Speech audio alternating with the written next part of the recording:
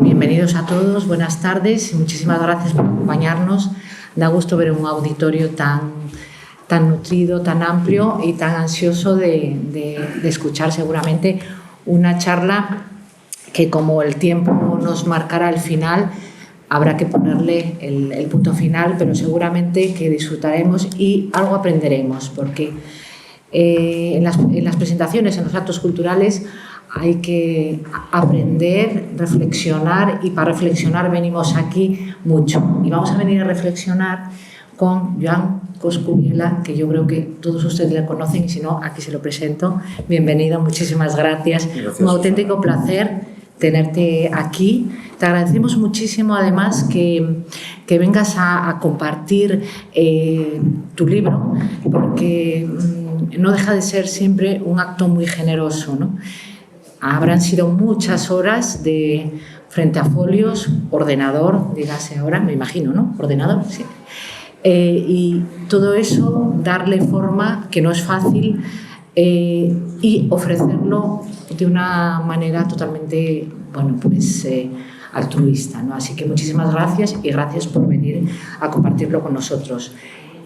Y de lo que estamos hablando es de este maravilloso libro, que me imagino que muchos de ustedes habrán leído, y si no pueden tener la oportunidad, se lo recomendamos: La pandemia del capitalismo, que lleva un subtítulo que ya nos da muestra un poco de lo que vamos a encontrarnos, ¿no? Una lectura interesada de la crisis del coronavirus. Comentábamos, y el otro día, es un libro que escribió en plena pandemia. Hemos avanzado algo. Quiero pensar que hemos avanzado mucho, pero bueno, algo hemos avanzado, con lo cual esas reflexiones que se hicieron en el momento creo que están de plena actualidad, pero quizá hay que matizar ciertas cosas porque algo habrá cambiado, ¿no? Joan. Sí, bueno, en primer lugar, muchas gracias a todas y a todos, amigos. Un agradecimiento especial a la Cultural Gijonesa por habernos acogido, y a ti, Susana, por aceptar mantener este diálogo, ¿no? Comentabas que sí, que un libro siempre es un esfuerzo paritorio importante, ¿no? En mi caso, que no se termina ni tan siquiera después de haberlo escrito, porque después tengo el vicio, la obsesión enfermiza, yo creo que es un trastorno de la personalidad, que consiste en leerlo, apuntarlo, acotarlo y si me dejaran volverlo a escribir, pero no es posible, ¿no? Pero claro, cuando ahora se ha reanudado un poco las actividades de presentación del libro y así, la primera cosa que yo me planteé es decir, bueno, este libro está escrito en un momento concreto, y aunque yo hice todo el esfuerzo posible para distanciarme de los aspectos coyunturales más anecdóticos, para intentar modestamente ir a los temas de fondo estructurales, a lo que creo que había detrás de la crisis del coronavirus, que, como me explico en el libro, no es la causante de los males, sino solo el desencadenante, porque hay un sustrato en el propio sistema socioeconómico que es el responsable de lo que está pasando. Lo primero que me planteo es, bueno, ¿y todo eso que escribiste tiene sentido que lo presentes en estos momentos?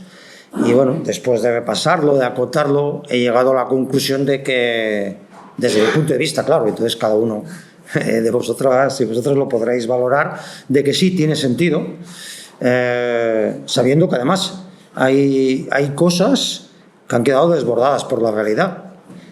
No es por descargo mío, pero hoy coges cualquier libro que se haya escrito en los últimos 3 meses, antes de febrero de la guerra, febrero de este año, la guerra de Ucrania, y todos quedan en su parte fuera de contexto, ¿no? Porque es que hemos sido desbordados por todos los acontecimientos, con absolutamente todo, ¿no?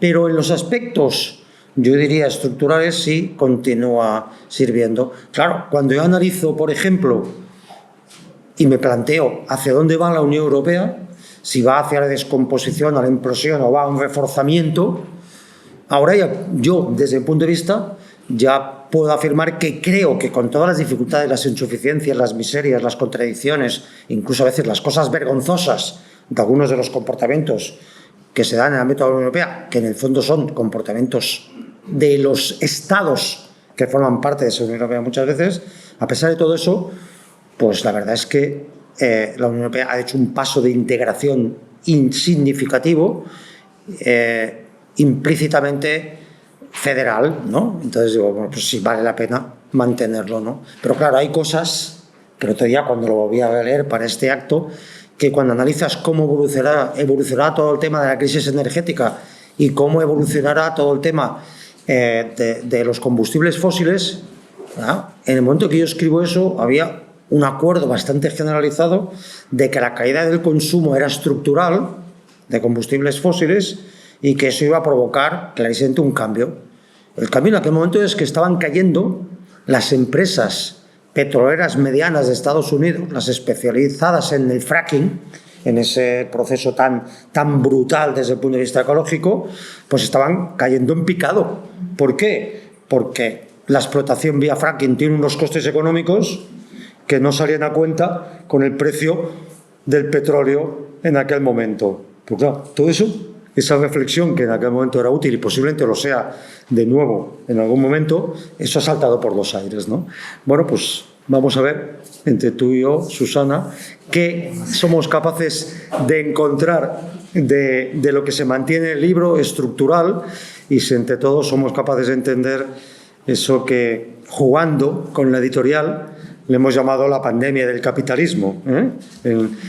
La pandemia que se da en el marco del capitalismo, pues no solo se da en todo el mundo, es la primera pandemia verdaderamente global que sufre la humanidad, pero jugando también con la idea esta de que el capitalismo como pandemia, como factor que en estos momentos está provocando una insostenibilidad ambiental, económica, social y democrática.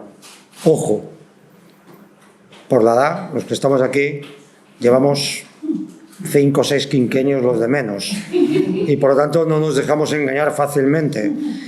Que el sistema sea insostenible no quiere decir que lo vayamos a enterrar de aquí 2 minutos, entre otras cosas porque no tenemos enterrador y aún no sabemos qué poner en su lugar, Eso es una cosa que digo al final, pero que yo creo que en estos momentos se está poniendo también de manifiesto.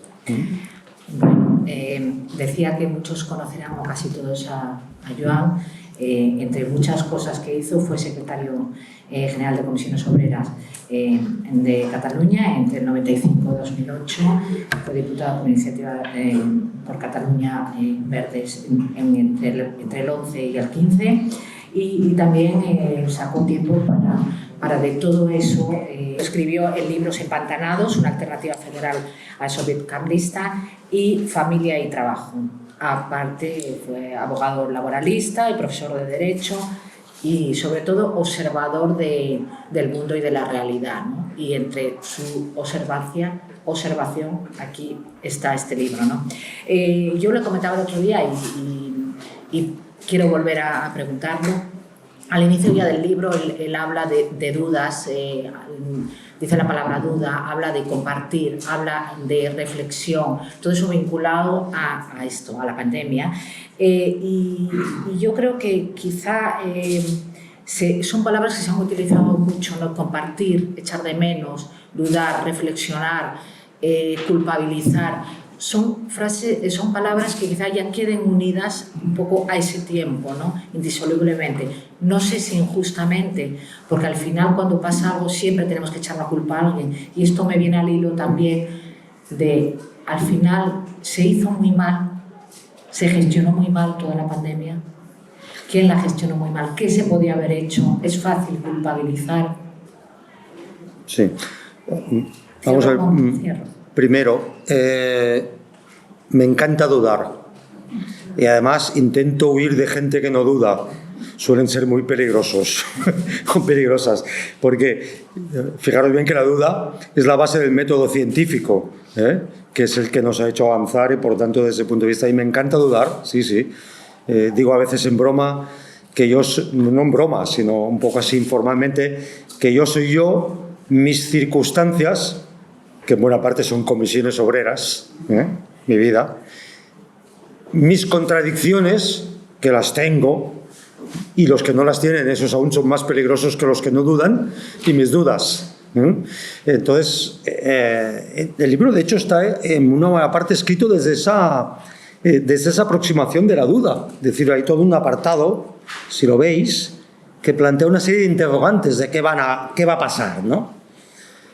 Entonces, me haces una pregunta que yo creo que en estos momentos, aceptando la duda, la historia ya decidirá si se ha gestionado como se ha gestionado. Supongo que te refieres a España. Porque claro, es que cómo se ha gestionado la pandemia es muy complejo, ¿no? Cómo lo ha gestionado la Organización Mundial de la Salud, no acostumbrada a una cosa como esta, cómo lo han gestionado determinados países, Bolsonaro o Johnson, ¿no? Cómo lo ha gestionado China, cómo lo ha gestionado España.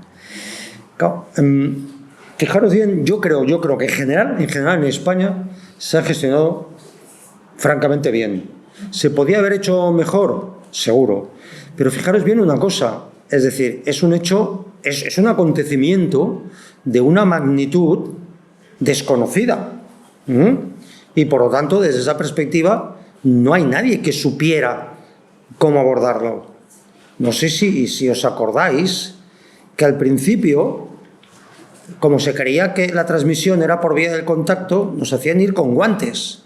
Y hubo un debate entre científicos sobre si era por contacto o si era por las esporas, ¿no? en el aire, hasta que al final se dieron cuenta que esa era una forma posible. Pero yo me acuerdo haber visto debates entre científicos entre sí, ¿no? Entonces, ¿qué es lo que creo que le pasa a la sociedad, que le ha pasado a la sociedad cuando afrontamos situaciones como esta? Pasa unas cosas que esas sí que son estructurales. El ser humano es un ser que negamos los riesgos, es decir, los negamos, ¿no? Sabemos que existen, pero creemos que los podemos controlar. Hay incluso una cierta mitificación, sobre todo a partir del siglo XVIII-XIX, hacia la fuerza de la técnica y el saber como elemento que lo puede controlar todo, y no es verdad. Es decir, la prueba es los debates científicos sobre temas que no están resueltos, entre ellos inicialmente sobre cómo abordar el tema de la pandemia. Entonces, negar los riesgos, tanto los de carácter de salud pública como es una pandemia, como los riesgos del propio sistema, genera un problema que explico en el libro, y es que los riesgos, cuando se niegan, se vengan y se hacen más grandes, se hacen mucho más peligrosos. Y hay una característica del ser humano, especialmente en el último tiempo, que consiste en que ante un riesgo, cuando llegamos a la conclusión que después de negarlo no podemos evitar sus efectos negativos, lo que hacemos es externalizarlo a los otros. Es lo que hacen, por ejemplo, las empresas con los procesos de subcontratación, ¿no? Es lo que hacemos los países más desarrollados en relación a los países en situación de riesgo brutal en casi todo, ¿no? Es decir, jugamos con la abundancia de los temas e ignoramos el riesgo que supone la escasez de agua en todo el planeta y que las guerras por el agua están causando ya millones y millones de muertos todos los días, ¿no? Y lo que entonces convierte el riesgo en más peligroso es esa negación y esa externalización de los riesgos. ¿Y qué hacemos los humanos? ¿En qué consiste eso en el momento de la pandemia? No sé, os pido que vayamos en algunos de los acontecimientos de aquel momento. Resulta que unos científicos, un equipo desde mi punto de vista, con Fernando Simón a la cabeza, y por cierto, con la gente, nunca me atrevo a hablar de las cosas concretas del lugar a los que voy, porque corres el riesgo de meter la pata o de llevarte unos cuantos adversarios, o antipatías por el camino. Pero desde mi punto de vista, me lo ha dicho mucha gente que conoce temas de salud pública, se ha gestionado manifiestamente mejor que en otros sitios desde Asturias. Pero fijaros bien qué hacemos los humanos delante de esa situación que hay, ¿no? ¿Qué hicimos? No entender que no era aún posible entender y controlar la pandemia. Rebobinamos todas las imágenes de muchísima gente cuando le preguntaban en los medios de comunicación: es que no puede ser ¿qué están haciendo el gobierno? ¿Qué está haciendo fulano de tal? Está haciendo el científico del gobierno intentando saber qué puñetas pasa, ¿no? en este tema. Y luego, otra cosa propia de la externalización de los riesgos, ¿no? Quiero que los poderes públicos adopten decisiones que me salvaguarden a mí, aunque sea a costa de externalizar el riesgo a los otros. Quiero que el Estado intervenga activamente. ¿Cómo? En lo que a mí me interesa. Profesionales de la hostelería, legítimamente. No, es que no es posible que nos cerréis, porque si nos cerráis nos matáis. Sí, pero si os dejamos abrir os morís de la pandemia, ¿no? Entonces, eso pasó. Yo diría, fijaros bien, yo diría que la sociedad ha gestionado peor la pandemia que los poderes públicos. Y sé que digo eso es muy arriesgado. Sé que digo, y cuando digo los poderes públicos, lo digo en general, claro. Si tú hablas con la gente de Madrid, con el lío que han montado en estos momentos con la residencia, la cosa varía, porque cada sitio es distinto, Pero quiero que me entendáis lo que quiero decir, es decir, la sociedad hemos encajado, hemos entendido mal qué significa una pandemia global y cómo se podía hacer frente a ella. Y como en el fondo nos creemos hechos a imagen de Dios y semejanza, es decir, como los dioses clásicos que lo pueden controlar todo, no entendemos que puede haber un riesgo global como una pandemia que no la podamos controlar. Y entonces despotricamos contra los científicos, despotricamos contra los políticos, despotricamos contra los vecinos que nos joden, despotricamos contra todo el mundo. En ese sentido, es de esperar que hayamos aprendido algunas cosas, aunque tampoco tengo claro que hayamos aprendido mucho. Porque para aprender hay que tener un poco de memoria. Y la memoria de los humanos es corta, interesada y muy, muy egoísta. A lo mejor como los humanos. Y entonces, porque no nos ha cambiado tampoco la pandemia. Sí. En general sí se puede decir que nos ha enseñado cosas, igual sí momentáneamente, pero se nos olvidaron efectivamente, pero sí de alguna forma nos cambió, ¿no? Sí, yo creo que claramente nos ha cambiado. Es decir, el que diga que no puede ser, en qué sentido, en qué orientación y cuál es el balance, yo creo que aún no somos conscientes. Porque para analizar los procesos históricos hay que coger distancia, ¿no? Yo digo en el libro, utilizo dos palabras que a veces se utilizan como sinónimos, que son lecciones y enseñanzas, y no son sinónimos. Yo diría que la pandemia nos envía muchas lecciones, entre ellas esa que acabamos de comentar, que el riesgo cero no existe y que hay que saber convivir con él, intentar atajarlo, no externalizarlo. Pero todas esas lecciones, por ejemplo, que no era verdad el fin del trabajo, nunca ha sido más clara la centralidad del trabajo en una sociedad. Que siempre lo ha sido, Aquí lo intento explicar en el libro y lo he explicado más veces. Es increíble, ¿no? Los teóricos del fin del trabajo, que es una construcción que tiene un interés claramente ideológico y es hacer desaparecer el trabajo como categoría social y, por tanto, hacer desaparecer los conflictos derivados del trabajo, los conflictos de clase como elemento articulador de la sociedad. Ese es el objetivo del lema ese del fin del trabajo, porque el trabajo se ha transformado a lo largo de la humanidad, pero nunca ha desaparecido. Los humanos nos hemos ido construyendo a nosotros mismos en función de cómo trabajábamos, desde la revolución neolítica, cuando pasamos de ser cazadores y recolectores a ser pastores y agricultores, cambió todo. Nos asentamos. Se produjo una distribución en función del sexo de las personas del trabajo y empezó en todas las estructuras de carácter patriarcal. El trabajo ha cambiado mucho desde entonces, pero el trabajo continuó siendo absolutamente central. Y eso, como muchas otras cosas, son lecciones de la pandemia. Ahora bien, ¿esas lecciones las hemos convertido en enseñanzas? Bueno, yo diría que algunas sí. Por ejemplo, una que pueda aparentar menor, que no lo es, y es que al final un proyecto que en España estaba pendiente desde hacía decenas y decenas de años, que es la creación de una agencia estatal de salud pública, que haga una cosa tan básica como es coordinar la salud pública, que es competencia de las comunidades autónomas, parece que se va a poner en marcha. Pues sí, eso va a tener resultados importantes porque, claro, esto de la pandemia no es una anécdota de la historia. Esto cada vez nos vamos a encontrar con más riesgos ambientales de esa naturaleza, ¿no? Entonces, sí, yo diría que algo hemos aprendido. Haciendo con el trabajo ha recuperado esa centralidad social, pero ha recuperado también un tratamiento digno por parte de los empresarios en relación a los trabajadores y trabajadoras. Pues no especialmente.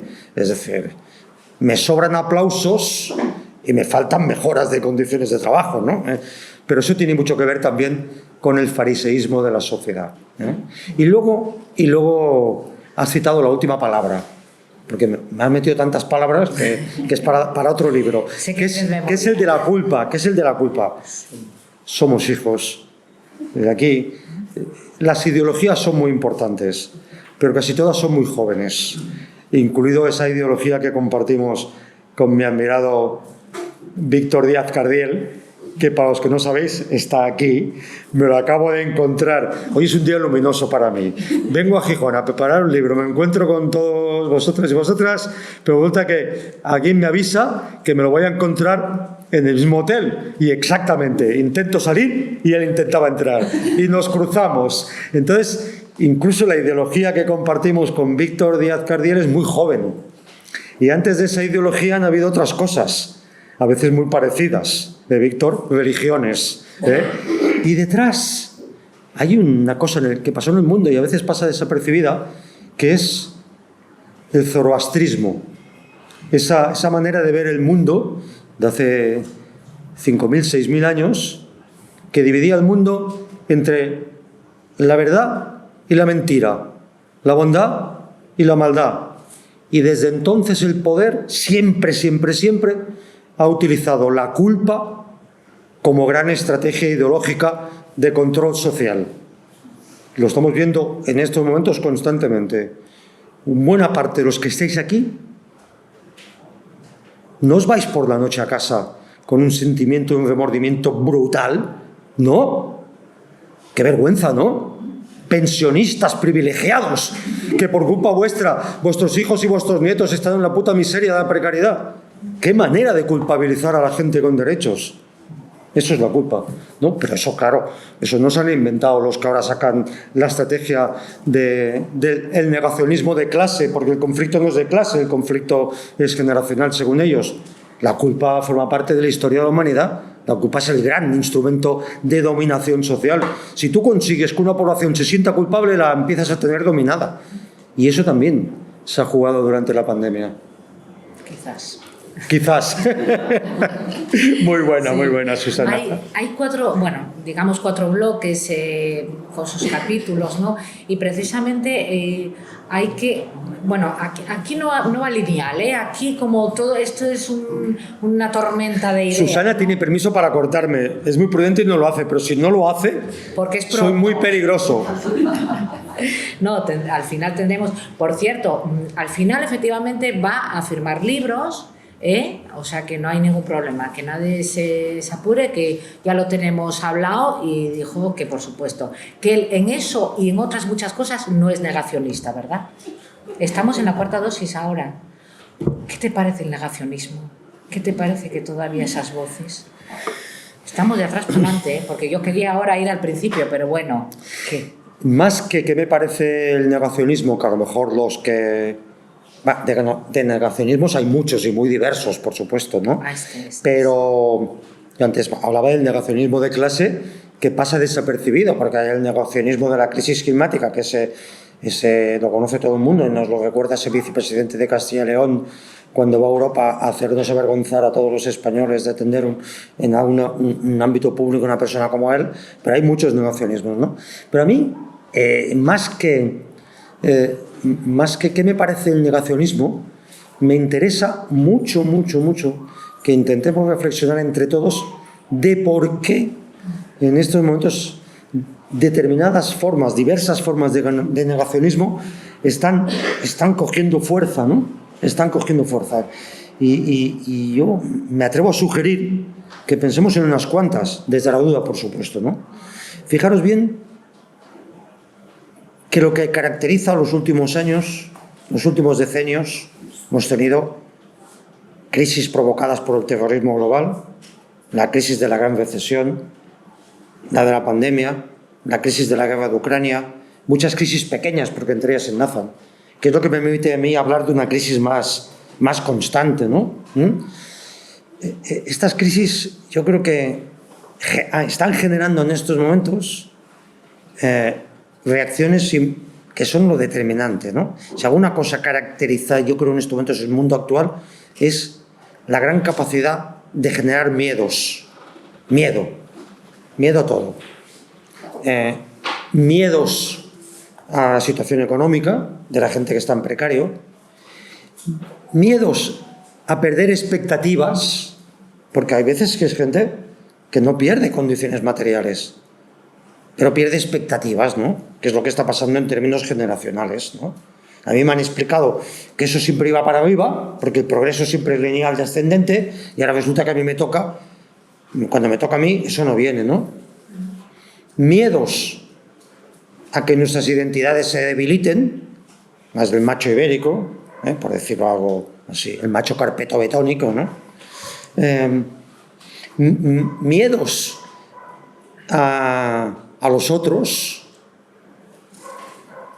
El miedo a los otros puede ser a los inmigrantes, les llamamos bárbaros al principio, a todos los que no formaban parte del Imperio Romano. Eso tampoco es una cosa nueva que nos hayamos inventado nosotros, ¿no? Pero miedos también a los otros puede ser la Unión Europea. Es el miedo que, por ejemplo, utiliza Orbán en Hungría, ¿no? Entonces, si os fijáis, una característica de los negacionistas es utilizar todos esos miedos para ponerlos al servicio de sus estrategias políticas, utilizando fundamentalmente un instrumento que consiste en el negacionismo de las cosas que provocan incertidumbres y que, según ellos, vienen provocadas por una conjura judeomasónica comunista, que algunos de ellos también tenemos fuertes referencias históricas, ¿no? Que no son nuevas en este país, ¿no? Entonces, eso es lo... Y si os fijáis bien, cuando uno analiza la evolución de las extremas derechas en el mundo, y especialmente en Europa, te das cuenta que se han convertido ya en una internacional reaccionaria, que no es exactamente el fascismo de entreguerras. No quieren cargarse la democracia, la quieren devaluar y destruir desde dentro, que es incluso más peligroso a veces, desde ese punto de vista. Y además, no es el fascismo de entreguerras, pero sí es una extrema derecha claramente, que tiene un hilo conductor, que es el que los convierte en esa internacional reaccionaria, pero que en cada país se expresa de una manera profundamente distinta. Cada extrema derecha aprovecha los miedos propios, autóctonos, ¿no?, para construir su alternativa. ¿Cuál es el miedo en Suecia? Es el miedo a la inmigración.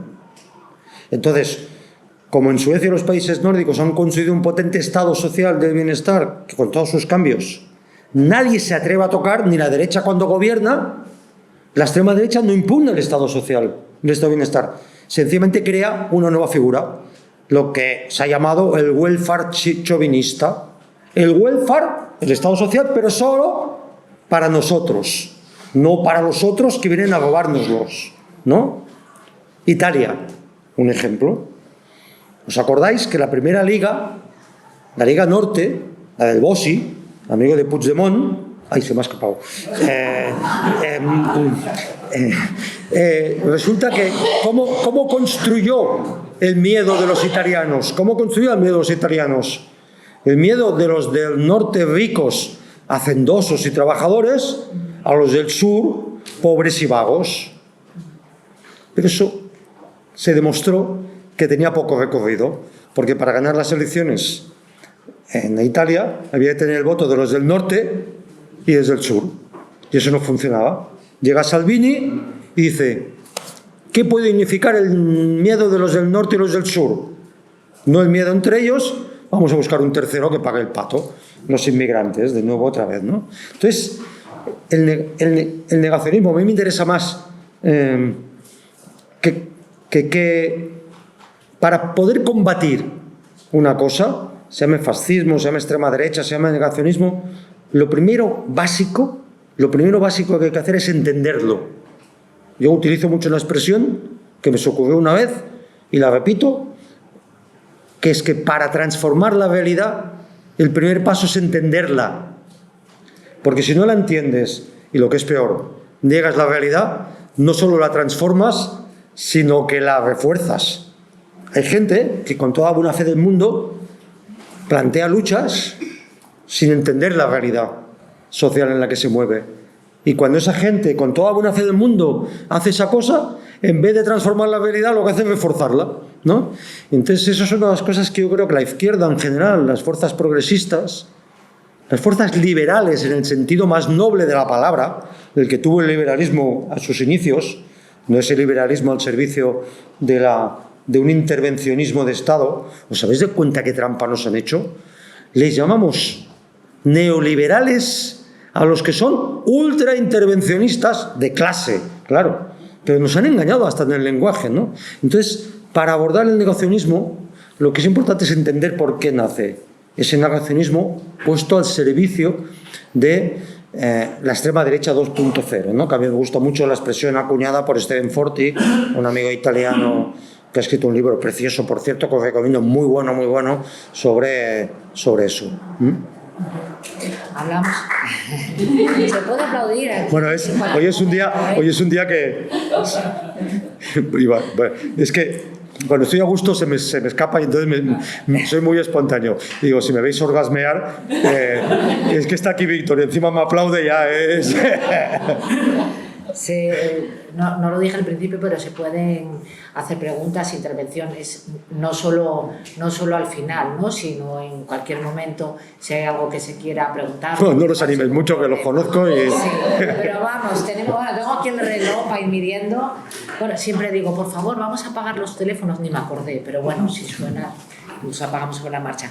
Bueno, muchas cosas. Quería yo decir ya, desde que empezamos, como hace media hora, que el libro se estructura, pero claro, nos vamos porque todo apremia y todo una cosa enlaza con otra. El libro está estructurado en 4 bloques, que cada uno tiene pues también su apartado, ¿no?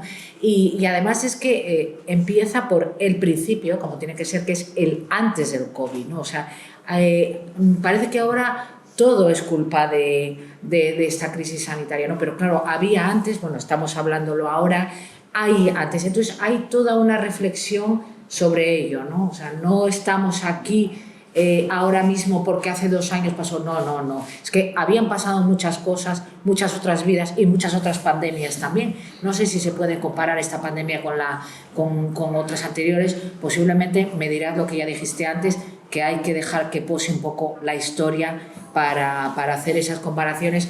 No sé si son buenas o no, las comparaciones son buenas si se saca alguna enseñanza, pero si no, no valen tampoco, ¿no? Es simplemente...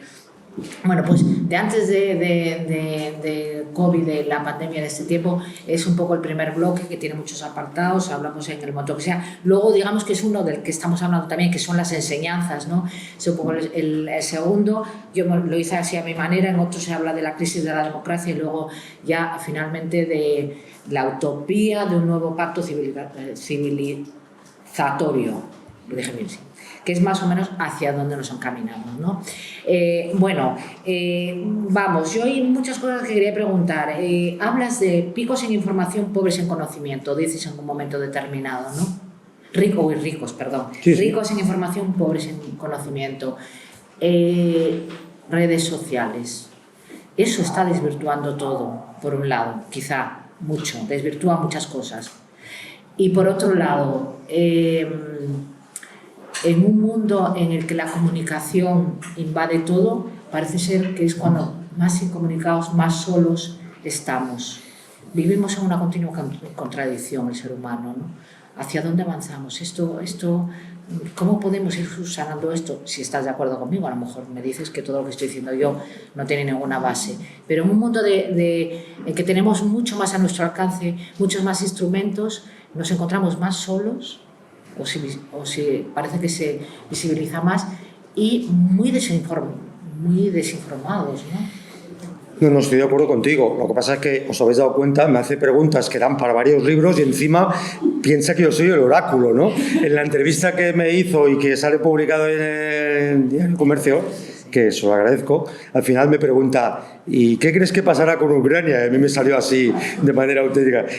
Dios mío, ¿y yo qué sé? No lo sabe nadie, absolutamente nadie, ¿no? Tres cosas de lo que tú me has planteado que me parece importante. Fijaros bien, en el libro hay un hilo conductor que dice: la pandemia no es la causa, es el desencadenante, como los incendios. La causa no es la cerilla, la causa no es el rayo, una tormenta seca. Lo que es la causa en los incendios suele ser los bosques mal cuidados, la intrusión del ser humano dentro del hábitat natural. La cerilla o el rayo es el desencadenante, ¿no? Y es importante distinguir siempre entre causas y desencadenantes. Ahora, por ejemplo, nos estamos dando cuenta, nos dimos durante la pandemia, y ahora mucho más durante la guerra, en este momento, en plena guerra de Ucrania, que de golpe y porrazo el modelo de producción de bienes y servicios que habíamos puesto en marcha, que era un modelo hiperglobalizado, basado estrictamente solo fundamentalmente en la competitividad que generaba la externalización productiva de países ricos a países menos desarrollados, de grandes empresas a empresas periféricas, de empresas autónomos autoexplotadores de sí mismo. Ahora nos hemos dado cuenta que eso es lo que ha saltado por los aires. ¿Por qué? Bueno, porque estaba fundamentalmente basado todo este sistema, el sistema de tú pones los chips a producir solo en Taiwán, ¿no? Te sometes al riesgo brutal de que cualquier cosa que pase entre la producción del chip de Taiwán y quienes lo van a consumir en las empresas de todo tipo que funcionan en todo el mundo, cualquier cosa que pase te interrumpe, que es lo que pasa. Si tú te has acostumbrado a utilizar los fletes marítimos como gran elemento que se utiliza para los procesos de externalización, cualquier cosa que pase con esos fletes marítimos, que es que hay un conflicto en Hormuz o en el Mar Rojo, que se te pone en el canal de Suez, o sencillamente que suben los precios de los fletes, te desestabiliza todo.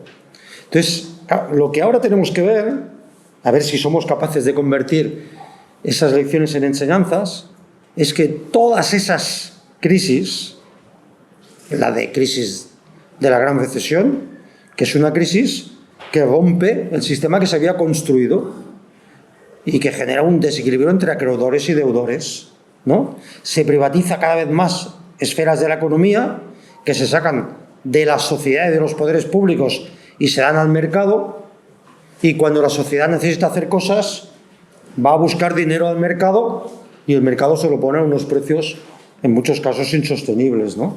Y se generan esos problemas de acreedores y deudores que fueron los que saltaron por los aires, porque el sistema necesita trabajadores pobres que al mismo tiempo sean consumidores activos.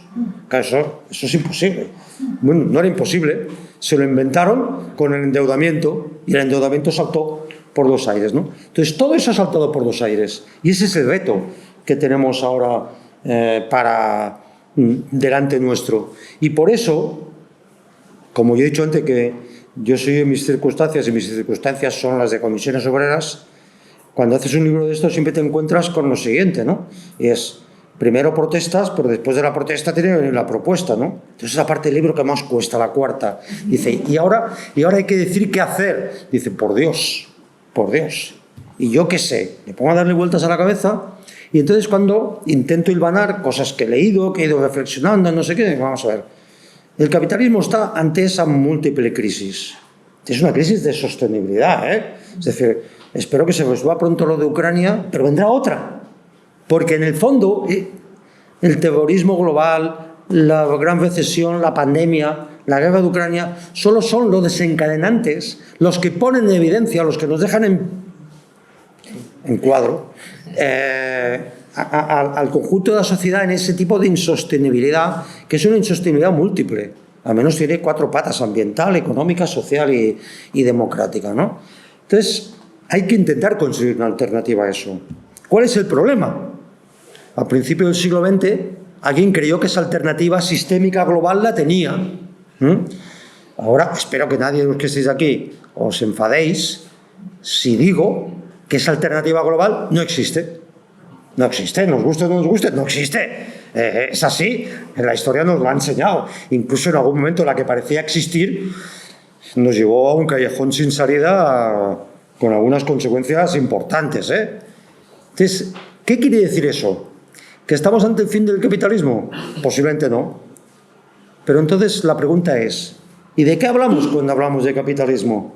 Claro, porque le hemos puesto eso, el nombre de capitalismo como el nombre de democracia, se hemos puesto a cosas muy distintas. Hemos puesto el nombre de democracia a un sistema en que solo votaban los propietarios y hombres, claro. Y luego incluso llamamos sufragio universal a una cosa en la que solo votaban los hombres y no la mitad de las mujeres. O sea, el desparpajo de la humanidad para poner nombres que no representan la realidad es espectacular, ¿Y qué le llamamos capitalismo? Pues le llamamos capitalismo al capitalismo industrial incipiente, manchesteriano, de Dickens, donde trabajaban los niños de 10 años de noche, en unas condiciones de miseria brutal, donde para generar mano de obra en Inglaterra se expulsó de las tierras comunales a todos los agricultores que se vieron obligados a ir a las ciudades y ser ocupados a precios irrisorios, que se puso a trabajar a las mujeres para que bajaran el precio de la hora de trabajo y que se puso a trabajar a los niños para exactamente lo mismo.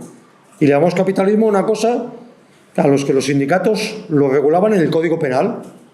La negociación colectiva, la huelga y el sindicalismo eran delito. Por cierto, estaba en un apartado que era delito, yo como soy del mundo del derecho, lo voy a decir, delitos contra la libre fijación del precio de las cosas, es decir, contra la libertad. Venía a ser delitos contra la libertad. A eso le hemos llamado capitalismo. Pero llamamos capitalismo a una cosa donde hemos construido un Estado social que con todas sus limitaciones tiene unos niveles de cobertura que eran impensables, donde el sindicalismo ya no está en el Código Penal, sino que está en la Constitución y situado como un eje vertebrador del Estado, donde además de eso se ha conseguido un desarrollo en términos de libertades que en algunos casos eran absolutamente impensables, pero donde mantenemos, por ejemplo, un sistema democrático en el que de la misma manera que antes le damos democracia a una cosa que no pueden votar las mujeres, damos democracia a una cosa que no pueden votar los ciudadanos que no son nacionales, esos que viven entre nosotros, inmigrantes, que trabajan, pagan, consumen, forman parte de asociaciones recreativas y culturales y deportivas, se afilian al sindicato porque pueden hacerlo, se pueden presentar de representantes de sus trabajadores porque pueden hacerlo, sus compañeros, pero en cambio no pueden votar para decidir las políticas que les afectan directamente. Eso también es capitalismo. Entonces la pregunta que me hago en el libro es, ¿y hacia dónde vamos? Y esa es la gran incógnita, no lo sé. Es decir, de aquí, ¿cómo salimos? Olvidémonos del nombre, pero como hay que llamarle alguna cosa, nos dirigimos a un reforzamiento del capitalismo ultraliberal, ultraintervencionista de clase. Es una hipótesis, depende de algunas cosas que vemos. Nos dirigimos a una situación de vuelta a formas de keynesianismo, de capitalismo socialdemócrata, pero global. Algo apunta, porque si os fijáis, cada vez más hay más gente que piensa que el Estado tiene que ocupar mucho más papel en la economía y menos el mercado. Y eso es un cambio significativo en todas las teorías de los últimos 40 años, ¿no? Nos dirigimos hacia un capitalismo de Estado como el asiático, que no solo es el chino, también el ruso, donde es un capitalismo sin libertad o un mercado con democracia iliberal. Nos dirigimos a un capitalismo de vigilancia, como se ha escrito y titulado en un libro que también recomiendo, que es el capitalismo en el que el petróleo del siglo XXI son los datos, esos que ofrecemos, que están en manos de muy pocos, o 7, 8 empresas, depende cómo se calcule, 4, 5 de Estados Unidos y 2 chinas, que controlan datos y son verdaderos oligopolios políticos y económicos. No lo sé. Y entonces ya en un momento de desesperación digo, le tienes que poner el nombre a eso que propone le tienes que poner el nombre. Entonces ya cuando la pifias, ¿no? Y bueno, le puedo llamar ecosocialismo, pero claro, es que entonces se identificaba mucho con una fuerza política. No quiero que nadie piense que esto está hecho para hacer un programa electoral que no lo está, ¿no? Entonces, ¿cómo le llamamos? Socialismo. Sí, pero socialismo también ha querido decir muchas cosas, ¿no? Y el socialismo, ¿qué quiere decir en estos momentos, ¿no? Como quiere decir comunismo, ¿no? Entonces, se me ocurre que, bueno, a lo mejor lo que podría venir si trabajamos es el capitalismo de los bienes comunes, que significa algo en lo que decidimos que hay determinados bienes en la sociedad que no son bienes privados, sometidos a la lógica esa de que el derecho a la propiedad es el único derecho que no tiene límites, que nos han vendido y nos han colocado, es brutal, la contaminación ideológica es brutal, ¿no? Sino que hay ciertos bienes, los energéticos, entre ellos, los datos, entre ellos, que son comunes. Y que como tal, fijaros bien que digo comunes, no digo públicos, no es que sean propiedad del Estado, son comunes. ¿Y qué decir eso? Pues no lo sé. Bueno, y de ahí sale ese planteamiento que alguna gente me ha hecho ver de que, joder, es que esto es capitalismo de bienes comunes, es un oxímoron. Digo, sí, es un oxímoron como la pirámide de Keops, ¿no? Así de grande. Pero bueno, es que a los humanos tenemos un problema. Cuando queremos definir cosas nuevas, no sabemos cómo hacerlo, porque los conceptos son viejos y solo se nos ocurren conceptos y denominaciones viejas. Ya llegará alguien después que le pondrá.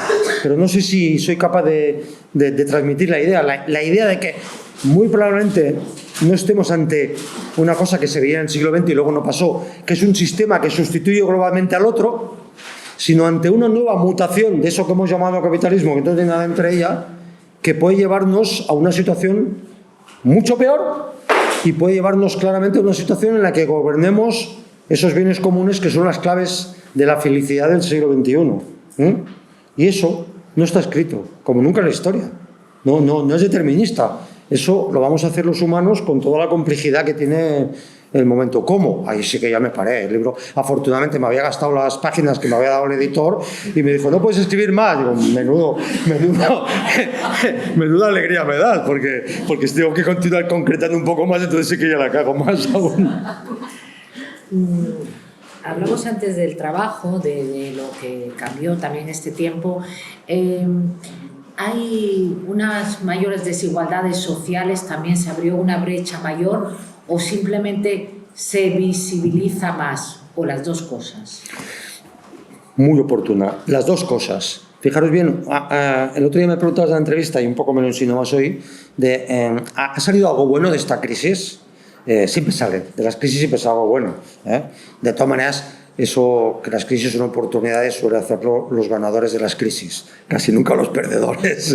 Pero bueno, pues claro, las crisis tienen ganadores y perdedores, sobre todo a corto plazo, como las transiciones, ¿no? Yo estoy encantado con todas las transiciones, con la transición demográfica, con la digital, con la ecológica, con la energética, con todas. Estoy de acuerdo con todas las transiciones, pero cuidado, pensemos bien en los costes de las transiciones y cómo esos costes se distribuyen equitativamente.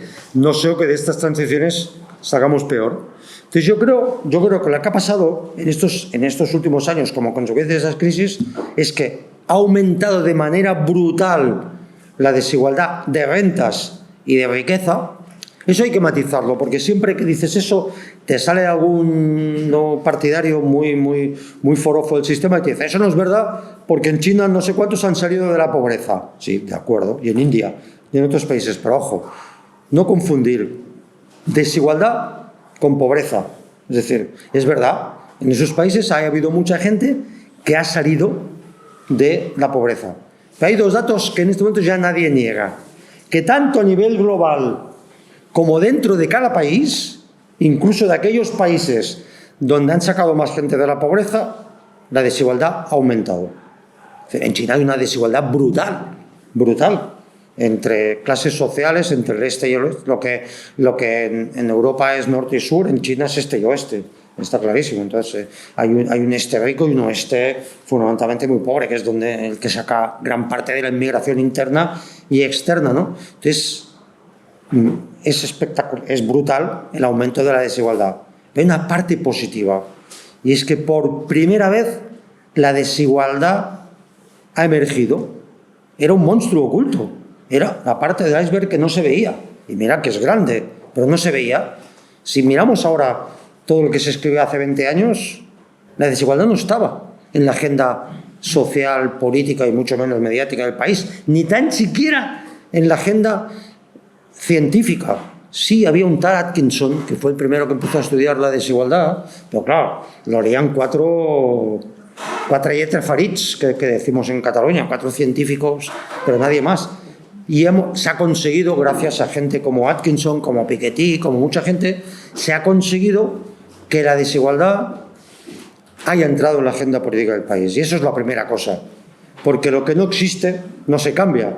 Y eso lo sabéis muy bien las mujeres, ¿eh? Los riesgos que no se evidencian se consolidan y se estratifican. Entonces eso es muy posible. Y entonces apareció otra cosa muy importante, y es que gracias a esos estudios hemos comprobado que no solo es una desigualdad de rentas, que es una desigualdad de riqueza que cada vez más importante y que se hereda. Y que cuando la riqueza se hereda también la pobreza. Y que nuestro sistema, que se llena la boca de meritocracia, resulta que es escasamente meritocrático. Por cierto, aprendí de un libro que también os recomiendo, de Gonzalo Pontón. Durante mucho tiempo fue editor de Crítica, pero sobre todo es historiador, trabajador de SEAT y afiliado y militante de Comisiones Obreras en la clandestinidad, que terminó siendo un gran editor y que cuando se tuvo que vender la empresa montó otra y escribió un libro brutal que es La lucha por la desigualdad. Yo cuando lo vi pensé, aquí hay un error, lo vi no en el libro, sino lo vi como publicidad, debe ser la lucha por la igualdad. Y no, explica la lucha por la desigualdad y es brutal porque desmitifica toda la Ilustración y viene a explicar cómo, fruto de las luchas de la burguesía contra la nobleza, la burguesía consigue posiciones de poder muy importantes. Pero una parte de esa igualdad deja fuera a todos los sectores de la sociedad, a los currantes, los currantes de aquel momento, los agricultores, primeros industriales, ¿no? Y que gran parte de la Ilustración y de sus teóricos, su gran obsesión consiste en justificar la desigualdad y mantenerla durante el tiempo. Y lo han conseguido. Y en ese libro, junto con el de Piketty, aparecen datos espectaculares como después de la famosa Revolución Francesa, durante el siglo XIX, en Francia crece la desigualdad. O sea, la burguesía le toma el poder a la nobleza, pero la desigualdad en la sociedad crece, ¿no? Es absolutamente espectacular desde el punto de vista. Y descubres también cómo todas las sociedades han tenido una ideología para justificar la desigualdad, ¿no?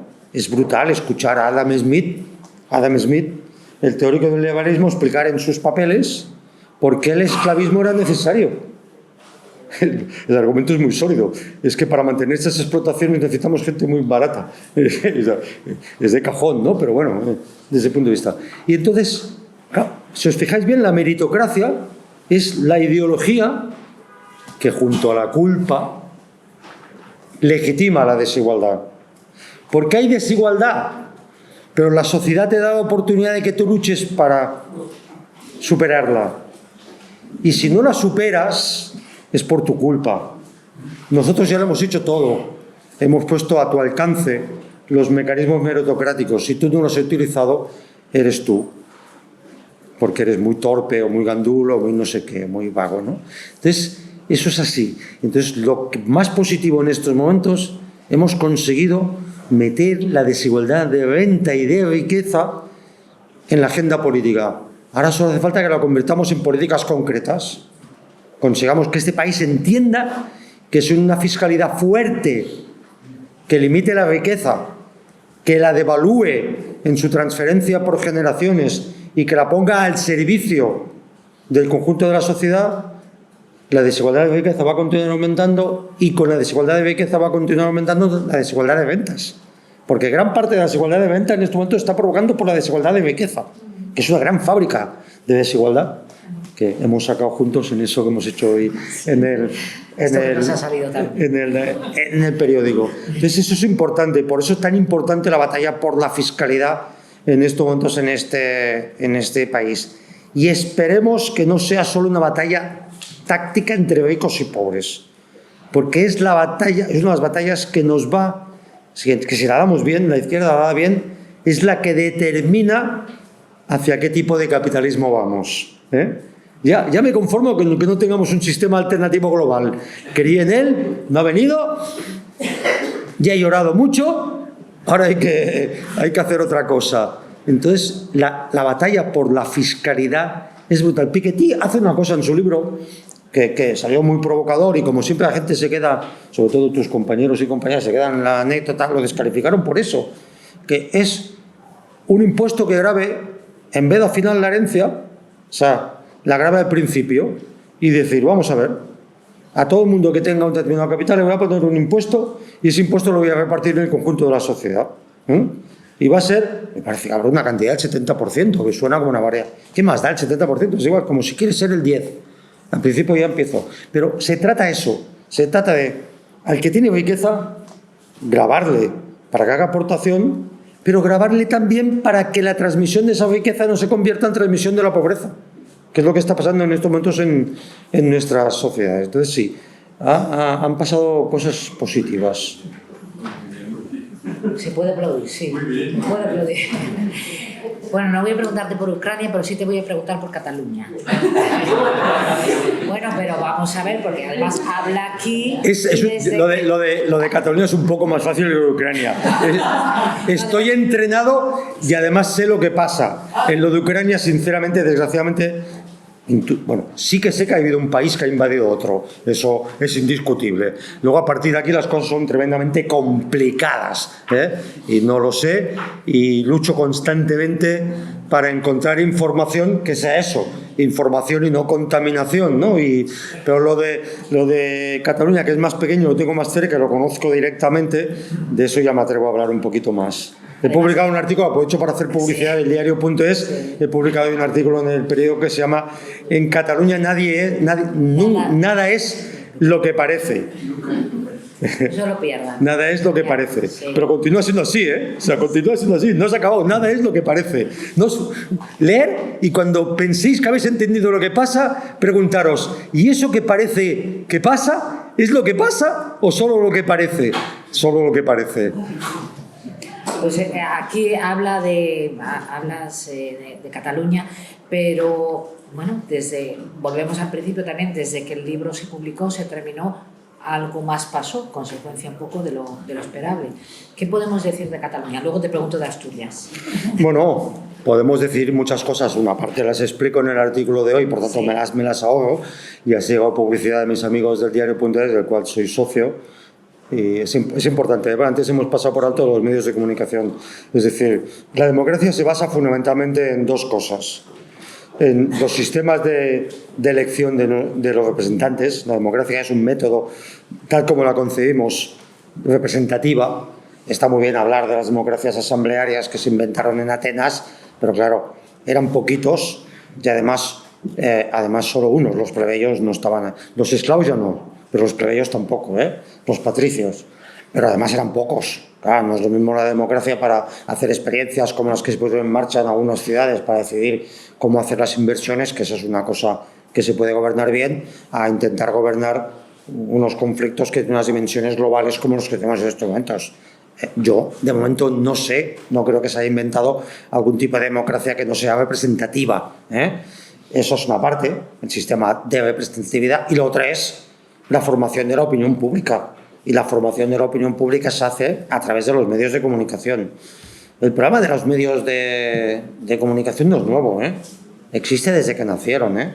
La batalla de verdad y mentira es brutal. La utilización del espectáculo como manera de vender. Hay un libro precioso, a ver si me acuerdo el nombre antes de que nos vayamos, y lo recomiendo también, que es la historia de los bucaneros y de la primera empresa capitalista hecha fundamentalmente a través de un capital privado del Reino Unido, que fundamentalmente se basa en la capacidad de los bucaneros, los piratas que estaban al servicio de un poder, de hacerse con el control de otros barcos y sus riquezas y convertirlos en... O sea, que eso del capitalismo salvaje no lo inventó hace 2 días, fue parte de la esencia de la humanidad, ¿no? Pero explica cómo los que editaban los primeros periódicos, su negocio consistía en informar de los crímenes más truculentos que se daban en aquel lugar, y luego, además, generar la expectación en el juicio, y luego generar la expectación en el momento del ahorcamiento, de la ejecución del que habían condenado a muerte, y que eran los 3 momentos en los que los periódicos de aquel momento más periódicos vendían. O sea, que eso de la dictadura de la audiencia no se lo ha inventado ningún malévolo capitalista de ahora, ya forma parte, desgraciadamente, de la historia de los medios de comunicación, pero forma parte de la historia de la humanidad, ¿no? Entonces, un poco en relación a eso que me estabas planteando de Cataluña, han pasado muchas cosas, ¿no? Ha pasado que hemos visto que todo fue construido sobre la gran ficción. Algún día tendremos que analizar cómo se construyen esas ficciones, que yo creo que es la mezcla de muchas cosas. Los humanos somos por naturaleza gregarios, los medios de comunicación son capaces de generar realidades virtuales. Yo lo he visto en Cataluña con los medios de comunicación públicos y concertados. Yo sé lo difícil que es convocar una manifestación, pero sé que si las manifestaciones que convocan los sindicatos se convocaran un año antes, o sea, si el 1 de mayo del 2024 se empezara a convocar el 3 de mayo del 2023 a través de los medios de comunicación públicos y concertados durante todo el año, os puedo asegurar que habría más gente de la que va ahora, ¿eh? Sería un éxito absolutamente brutal. Bueno, ha pasado todo eso. Ha pasado que eso cuesta mucho darle la vuelta. Han pasado cosas importantes que, como algunos defendimos desde el principio, yo en el anterior libro Empantanados, y luego con el grupo Prolac, de que formamos parte, un grupo de inadaptados sociales, seniors inadaptados sociales, Raimon Abiols, que fue primer secretario del PSC, Lluís Rabell, que estuvimos juntos en Catena Sexpot, una serie de gente, inadaptados sociales de la política, huérfanos políticos, por decirlo de alguna manera, menos de lo que parece, pero bueno, un poquito. El indulto fue clave, absolutamente clave, ha desinflamado, y no era fácil, porque todo el mundo pensaba que el indulto iba a costar muy caro a quienes lo acordaran, y luego se demostró que igual no tanto, que excepto los que hacen mucho ruido, a un lado y a otro, mucha gente era consciente que sin el indulto no se podía pasar a una nueva fase, y el indulto ha sido un momento de inflexión total. En Cataluña claramente es el que ha abierto la puerta a una cosa que era imprescindible, que es un poco dialogar. ¿Sobre qué? No lo sé. ¿Para cuándo? Tampoco. Pero los sindicalistas sabemos que cuando no es posible llegar a un acuerdo, lo inteligente es pactar el desacuerdo para no hacerse mucho daño entre todos. Para que tú no pierdas el puesto de trabajo y la empresa se mantenga, porque si no, pierdes el puesto de trabajo. Eso que a veces los que desde la política no han hecho nunca sindicalismo, me estoy liando, te estás complicando la vida, Coscu. Eso que los de que la política no han hecho nunca sindicalismo no saben es muy importante, y es que el conflicto tiene también esas contradicciones. Y es que pactas con tu adversario, no pactas contigo mismo ni con tu amigo. Y pactas con contradicciones, y a veces pactas con denuncias, siempre. Si no, no hay pacto. Si no denuncias, no hay pacto. Y pactas a veces pactando el desacuerdo. Es decir, ¿cuántas veces no hemos sido capaces de llegar a un acuerdo porque cuesta llevar a la gente al acuerdo, porque los tuyos no te dejan y la patronal tampoco te deja? Y al final decides que, bueno, mira, hay una mediación y que el mediador te haga una propuesta. El mediador te hace una propuesta que las dos partes le han servido en bandeja, si no, no la hace. Pues no se va a llevar una hostia de cojones por todas las partes, ¿no? Bueno, pues eso al final ha funcionado. Entonces ahora estamos en una situación en la que se ha visto la lucidez de esa apuesta del gobierno de coalición. Por cierto, dejarme hacer una reivindicación del gobierno de coalición. En un momento de la crisis de la democracia, todo el mundo decimos que la democracia está en crisis. Yo soy el primero. Y todos decimos que la política es muy impotente, por es verdad, porque ante problemas como la crisis energética, la política de los estados es muy impotente porque hay un desequilibrio de poder entre una economía global y un poder local, nacional. En un momento como este, que en estos 2 últimos años se han hecho las cosas que se han hecho, a lo mejor es que la política es menos impotente y inútil de lo que algunos dicen que es. ¿Por qué? Es que sin exhaustividad, eutanasia, aborto, todos los temas de la ley de sí, por decir de alguna manera, la reforma laboral, el salario mínimo interprofesional, la regulación de los algoritmos pionera en Europa. Bueno, no me quiero extender, Para ser una política impotente, las cosas que se han hecho, pues tampoco están mal, Una política de abordaje de la pandemia que la ha hecho francamente distinta a la de la gran recesión. No nos hagamos trampa. La crisis de la gran recesión era distinta a la crisis de la pandemia y así también la abordaron. Los alemanes iban de acreedores en la gran recesión y dijeron: a mí, como soy el acreedor, lo que me toca, tú paga y si te jodes, que cada palo aguante su vela. La crisis de la pandemia era distinta, no habían acreedores y deudores, éramos todos deudores de la pandemia. Entonces los alemanes, no es que la Merkel de golpe de brazo se volviera buena, somos la hostia, nos venden el judeocristianismo por todos los lados. La Merkel pasa de ser buena a ser mala, luego buena, ahora ya no sabe qué es, ¿no? Que se llaman intereses de clase, intereses de país, que son los que entran en juego, intereses, ¿no? Merkel, Alemania, sabe que la pandemia, los acreedores somos todos y por lo tanto que tenemos que ir todos juntos y por eso es más fácil. Pero a pesar de eso, muy bien se ha hecho, ¿no? Entonces, bueno, he hecho el panegírico del gobierno de coalición y me he perdido. ¿Qué me habías preguntado? No. Es que me ha animado. Te había preguntado por Cataluña. Ah, por Cataluña. No, estamos diciendo que se ha hecho francamente bien. Bueno, se ha hecho tan bien que al final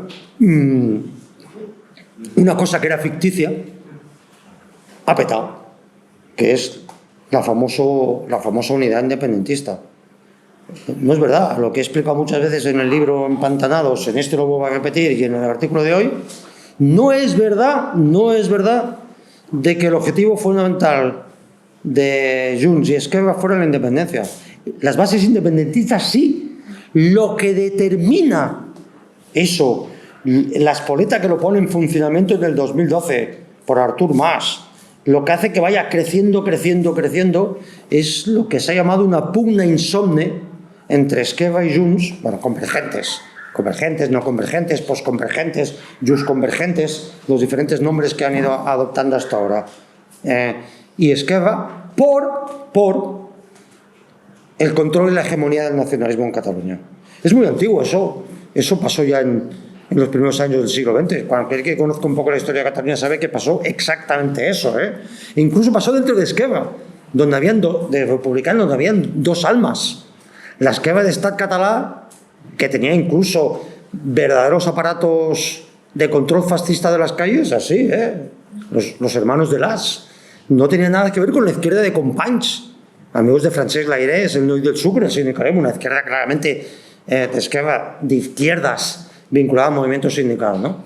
Entonces, eso ha sido el motor, y eso ha sido determinante, Y los convergentes, que creen que son propietarios del poder en Cataluña, Ferrusola, la mujer de Jordi Pujol, lo dijo, cuando estava el tripartito, diu, és que em sento com si me hubiesen entrado a casa a robar. Traduzco, es que me siento como si me hubieran entrado a casa a robar, su casa. Y entonces, claro, llega el tripartito y entonces le han robado. Entonces, no han soportado que Esquerra quedara primero y gobernara. Tuvieron que aceptarlo por la lógica entre ellos. Y eso es lo que ha saltado por los aires. Hasta ahí creo que eso más o menos se puede explicar, todo el mundo. Eso ya empieza a aparecer lo que es. Porque es muy evidente, ¿no? Han discutido, están matando. ¿Se están matando por dos maneras de ir a la independencia? Pues no hay ninguna. No hay ninguna, porque si había alguna que hubiera en algún momento remoto, que era el pacto de referéndum, en su momento se la cargaron. Y todo el mundo sabe que las oportunidades de acuerdo, que sí, Úrsula, que tú sabes que cuando en un conflicto o en una huelga se te pone por delante una oportunidad de acuerdo, si no la pillas y te la cepillas, ya no vuelve muchas veces, pues bueno, eso no vuelve. porque los anticuerpos que han generado en la sociedad española son brutal.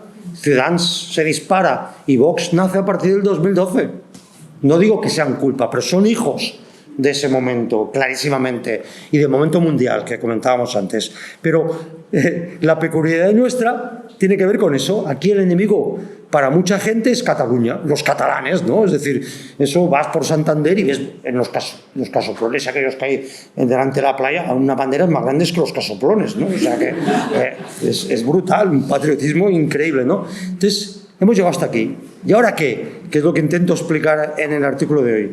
No os hagáis muchas ilusiones, porque parece una cosa, pero es otra, ¿eh? Parece que Junqueras dice, fijaros bien lo que dice Junqueras, ¿eh? Es brutal.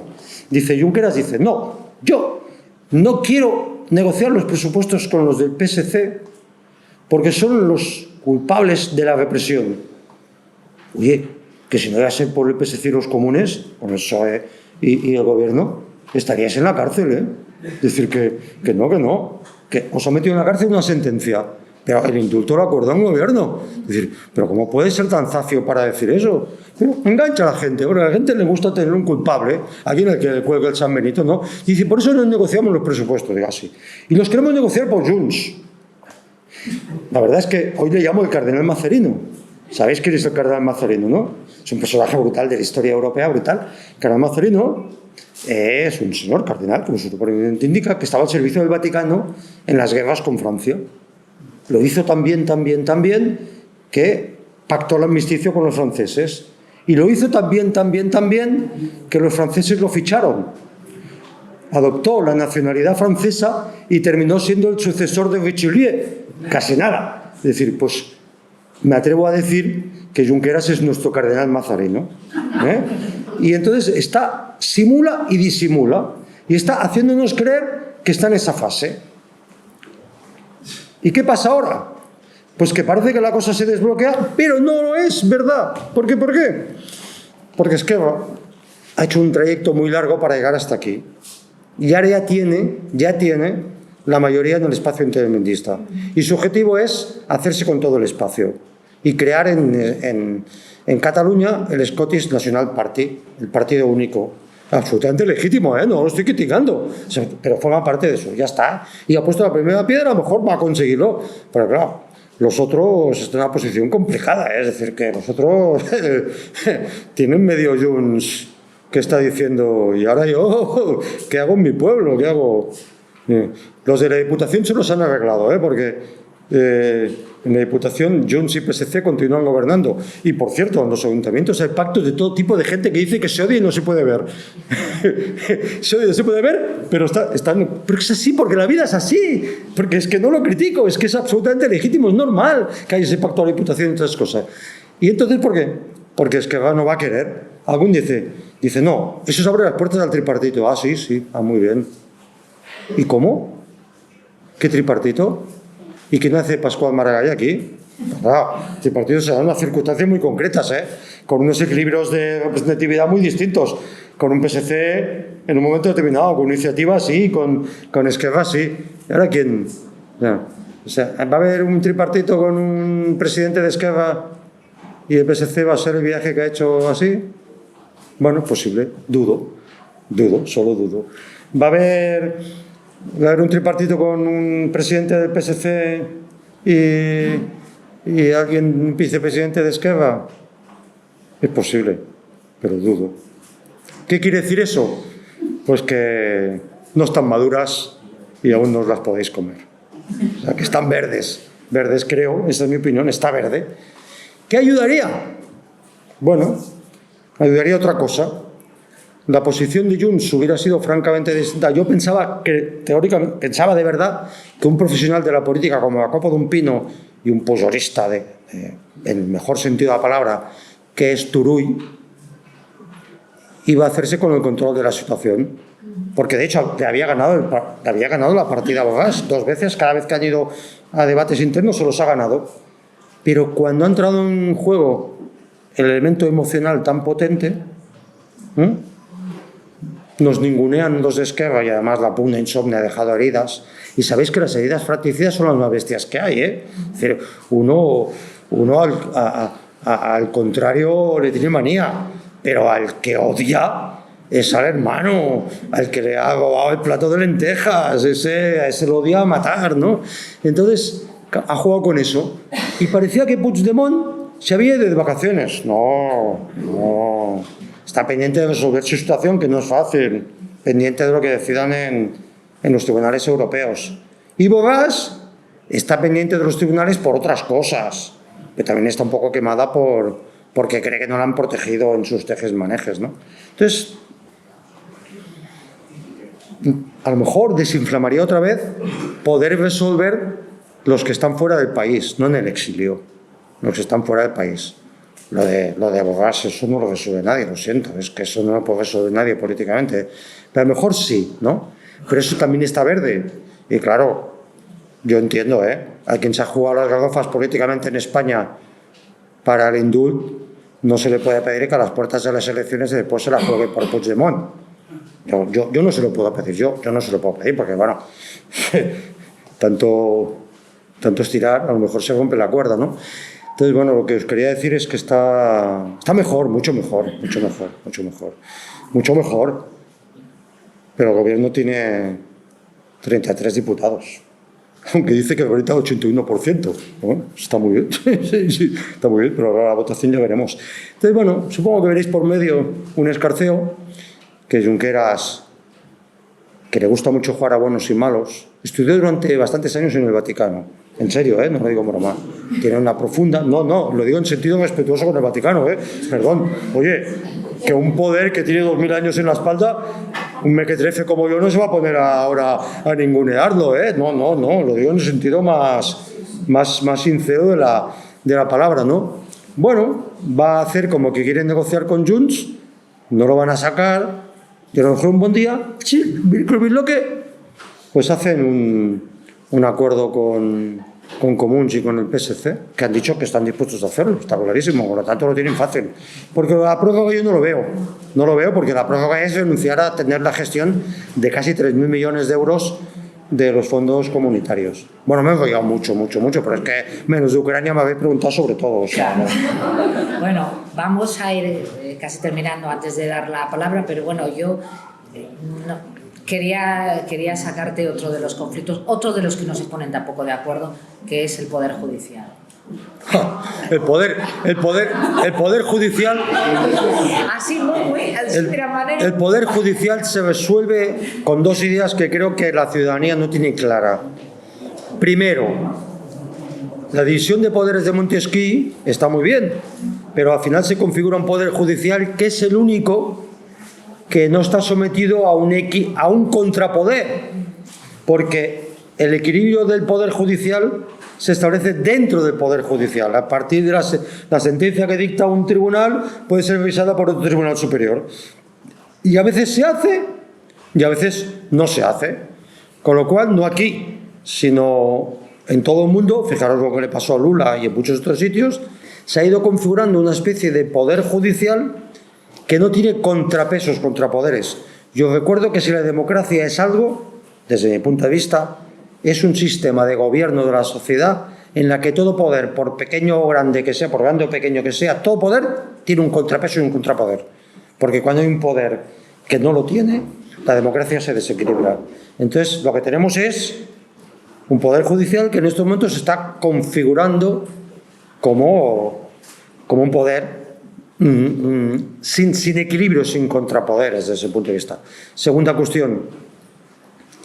El poder judicial es el poder que más sentido de poder tiene.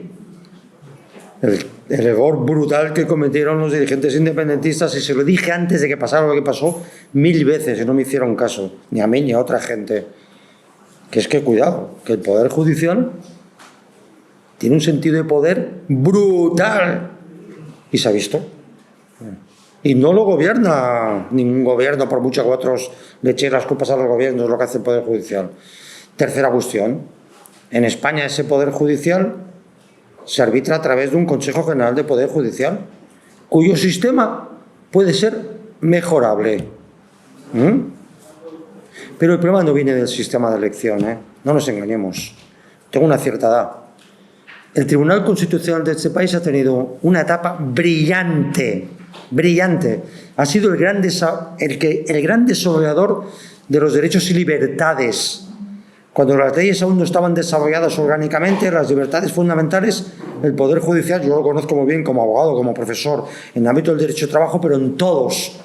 Utilizó, por ejemplo, todo el derecho internacional para que antes de que hubieran leyes nacionales entraran en nuestro ordenamiento todas esas libertades que el franquismo había vetado.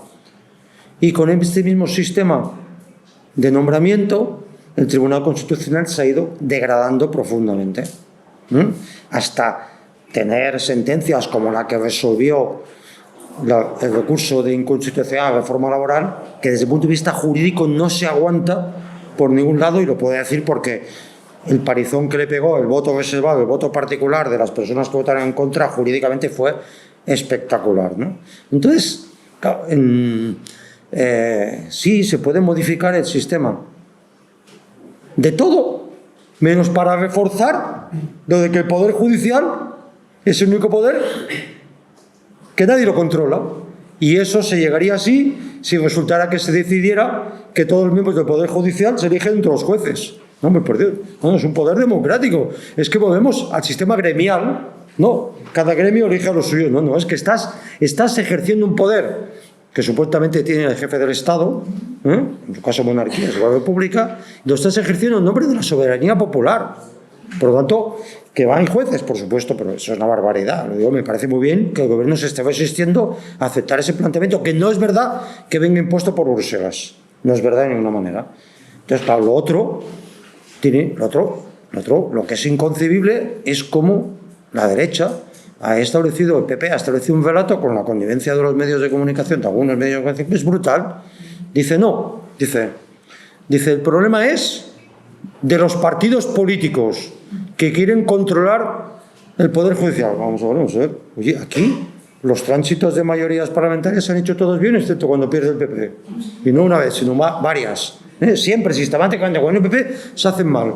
Segundo, oye, ha habido Ignacio Escolar, hizo un artículo muy brutal donde repasaba, hacía la lista de todas las excusas, porque no eran razones sino excusas, que ha habido poniendo el PP durante todo este tiempo. Me había puesto de todo. Es que no me gustan los conceptos de estos que proponéis. Es que resulta que vais a proponer gente de Podemos. Bueno, sí. ¿Y dónde está escrito que es que... Claro, los jueces no pueden ser de un partido. Pero bueno, si te dan simpatías, ¿dónde está escrito? ¿Por qué vetáis? No es que me proponéis ese, que resulta que me condenó unos cuantos. Sí, claro, pues es que te jodes. Si no hubiera sido corrupto, no te hubieran condenado. O sea, pero así, ha ido poniendo todo ese tema. Me parece, no quiero exagerar, me parece que en diferente... Había movido hasta 19. No quiero exagerar, pero creo que eran 19, si no 19 eran muchas. Ahora parece que dice que se va a desbloquear. No lo sé. Porque a lo mejor aún hay una nueva... Claro, es que han hecho todo el esfuerzo, todo el gasto. Lo han hecho que no es ninguno, porque la gente está cabreada porque en Sevilla los juicios por despido tardan 3 meses, 3 años. Pero nadie identifica esos 3 años con el desgaste del Poder Judicial, y la gente está hasta las narices de que el Supremo tarde no sé cuánto tiempo, pero nadie relaciona eso con eso. Entonces, al PP no le produce ningún tipo de desgaste tener bloqueado eso, y se ha estado aguantando hasta aquí durante mucho tiempo. ¿Quién dice que alguien no dice, oye, ¿y por qué no aguantamos un poquito más? Y total, a lo mejor nos queda muy poco para ganar otra vez. Y entonces como si nada hubiera pasado, ¿no? O sea que yo no sé, que Feijóo es mucho Feijóo, y los gallegos son gente muy maja, pero no se sabe si suben o bajan, o sea que... Pues hablando de gallegos por proximidad, y yo por mi parte ya doy paso al auditorio, ¿cómo se ve Asturias desde fuera? ¿Cómo nos veis? Ahí sí me vais a permitir que sea muy, muy prudente. Vamos a ver, yo como me gusta mucho la montaña la veo de maravilla, siempre que puedo vengo, y cuando se me acaban los picos de Europa me meto en la montaña palentina, que también es preciosa, que llaman palentina, pero son las estribaciones de los picos de Europa. Entonces voy siempre acompañado de alguien de la tierra. Los picos de Europa, a diferencia de los asturianos, que son gente muy leal, los picos de Europa son muy traicioneros. Entonces hay que ir siempre muy, muy prudentemente, y me encanta. tengo amigos, mi gente de comisiones, que es una debilidad y todo. ¿Qué creo que le pasa, me atrevo a decir, a Asturias? Asturias, me he atrevido a decir algo, te lo hice en la entrevista, cuando terminamos pensé, joder, como no haya conseguido explicárselo bien, me llevo unas hostias cuando llegué a Asturias. Me dicen que Asturias ha habido una reconversión importante. La reconversión se hizo bien desde la perspectiva de las personas afectadas, francamente mejor que muchas otras, mejor que la reconversión del textil en Cataluña. Las mujeres del textil quedaron francamente mal.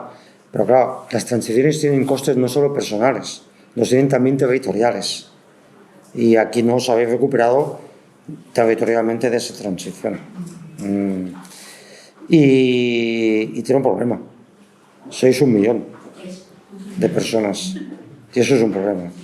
Y en Cataluña tenemos un presidente de la Generalitat que estaba encantado de decir que lo petit es bonic. Como somos una nación pequeña sin Estado, entonces estaba encantado de tener empresas pequeñitas, y así nos ha ido en muchos sitios. No. Las empresas pequeñitas, sí, puedes tener una empresa de tres ingenieros nucleares que te hagan una explotación maravillosa, pero 3, no. Eso tiene un problema. Y entonces, claro, eso se combina con una cosa en la cual yo he reflexionado mucho, lo hemos hablado muchas veces con los compañeros de Euskadi, ellos lo saben, hemos hecho alguna reflexión conjunta, incluso algún seminario. Tenemos en España una cosa muy importante, que es el Estado autonómico, que es un Estado muy descentralizado y nada federal. No es verdad que España es un Estado federal, es mentira, falso. Es un Estado descentralizado políticamente mucho, más que muchos estados federales, pero no tiene nada de federal, porque el concepto federal, además de la descentralización política, va acompañado de 2 cosas: estructuras federales y lealtad federal. Y en España no hay ni una cosa ni la otra. No hay estructuras federales, y como consecuencia de no hay estructuras federales, no hay pactos federales. Y como consecuencia de no hay pactos federales, hay mucho cacique territorial que usa el agravio comparativo como motor de las clases en sustitución de la lucha de clases. Ahora, el motor de la historia ya no es la lucha de clases, es el agravio comparativo, como pone el manifiesto, con el conflicto entre pensionistas y no sé qué, pero también, ¿no? Y tienes algunos, que no citaré, dirigentes territoriales de comunidades autónomas, no de Asturias. Hoy lo veníamos comentando con Úrsula, algunos difuntos, otros vivos aún, que es que se pasan el santo día haciendo pujolismo barato. Es decir, pero pujolismo barato de maravilla, y agravio comparativo constante. Yo tengo uno al lado que alguna vez en montaña al Pirineo, cuando me descuido, paso a su territorio, por lo tanto ya he dicho quién es sin nombrarlo, que es que se pasa todo el día haciendo agravio comparativo de eso. Eso es un problema, ¿eh? Es un problema para este país. Se ha generado una dinámica perversa. El conflicto de la estructura territorial en España ya no es el conflicto solo Cataluña de España. Era así en el 78. Los de Euskadi lo resolvieron con su grupo y su concierto. Lo tienen resuelto, no tienen otra historia, no Euskadi y Navarra. El problema continúa siendo el de Cataluña, ¿eh? Pero es que el problema es que tanto tiempo después, no tener una estructura federal ha generado un Estado autonómico que tiene grandes ventajas, pero tiene un inconveniente: no tiene estructura y gobierno federal. ¿Qué tiene eso que ver con Asturias? Porque muy probablemente, y lo hemos comentado algunas veces, el gobierno autonómico como en general, en todas las comunidades autónomas, ha hecho cosas muy importantes para Asturias y para... también depende qué casco pones a gobernar la autonomía, ¿no? Depende de qué casco pones, pues la cosa cambia, ¿no? Pero en general, lo veníamos comentando cuando íbamos por la Cimavilla, ¿no? Y vas por ahí, que aquello da gusto, ¿no? Tú vas en estos momentos por la inmensa mayoría de los pueblos y las ciudades de España, y la transición que han hecho los ayuntamientos, el trabajo que han hecho los ayuntamientos y las comunidades autónomas es brutal, ¿eh? Para que no piense que estoy haciendo... Para que no piense que que quiero que me deis la condición de gijonudo de honor, de adopción. Me refiero a mi amigo Aníbal en Mieres, ¿no? Es espectacular, incluso en condiciones durísimas, ¿no? Eso se ha hecho. Pero que hay cosas que tienen límites. Entonces, si combináramos el Estado autonómico con un Estado federal, pues a lo mejor, por ejemplo, Asturias podría ver que hay determinados proyectos que en estos momentos con el tema de Next Generation se están intentando poner en marcha, que sobrepasan el ámbito territorial de una comunidad autónoma, porque son proyectos que lo superan. Porque la estructura federal tiene una virtud de futuro, se va a aprovechar, que es que pone por delante, antes de la competitividad, pone la cooperación. De hecho, el federalismo es cooperación, cooperación leal, que en definitiva es solidaridad interesada. Entonces, claro, yo diría que a pesar de las grandes cosas que habéis hecho en Asturias, muchas, que es pasar todas las reconversiones habidas y por haber, a lo mejor podría irle mejor a Asturias, si además de tener Estado autonómico, este Estado se transformara en un Estado federal que permitiera tener pues determinados proyectos compartidos. ¿Puedo hacer una broma? Sí. Nadie se ofende. No hay ningún periodista en la sala, aparte de Susana, que no va a publicar. Yo le digo algunas veces a mis compañeros, ¿habéis pensado en decir a los vascos que os den el estatus de Puerto Rico? Como eso no es posible, ¿no? Que es una broma, por supuesto, lo digo en broma y lo digo con todos los respetos, pero hay proyectos de la cornisa cantábrica, hay proyectos industriales que a lo mejor Asturias no puede hacer junta y que podía interesar que se hicieran a nivel de cornisa cantábrica, no solo infraestructuras. Entonces así la veo yo, la veo con el problema de que por muchos esfuerzos, por muy buenas políticas que se hacen tanto a nivel local como de comunidad autónoma, yo creo que sí, sinceramente, seguro con todos los problemas que vosotros veis, seguro, pues claro, tener 1 millón de habitantes solo en un mundo global es una debilidad muy fuerte y a lo mejor nos ayudaría a todos a Extremadura, ¿no? Extremadura es otro caso, esa extensión inmensa, 2 millones de habitantes, ¿no? Sin tren. Yo cuando los míos se quejan del tren digo, venidme conmigo para Extremadura y a veréis lo que es tener problemas de tren, ¿no? Y entonces lo veo así, ¿no? Entonces, bueno, espero que después de lo que he dicho pueda continuar volviendo por Asturias, ¿no? Era secreto de confesión, acordaros, sobre todo lo de Puerto Rico, por favor. Damos ahora la palabra si alguien quiere hacer alguna pregunta o un comentario, así en público. Ahora llega el apartado tímido.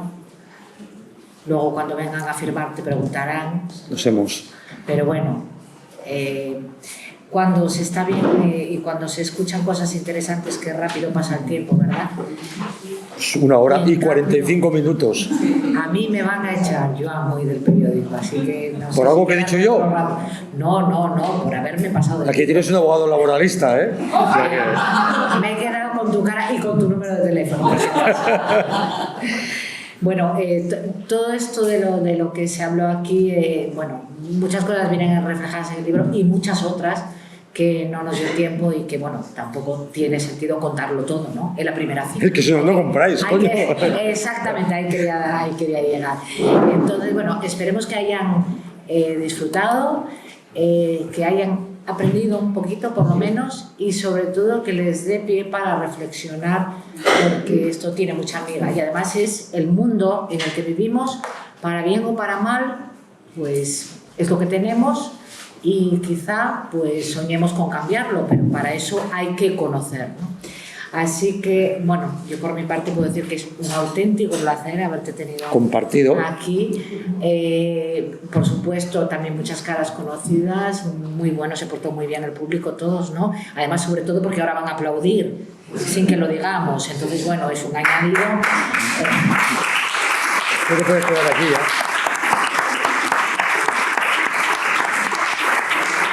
Si alguien quiere que le firme el libro, ahora es el momento. Muchísimas gracias y hasta la siguiente, porque lo volveremos a traer, ¿verdad, Úrsula? Sí. Perfecto. La próxima vez o en redes o en su miedo,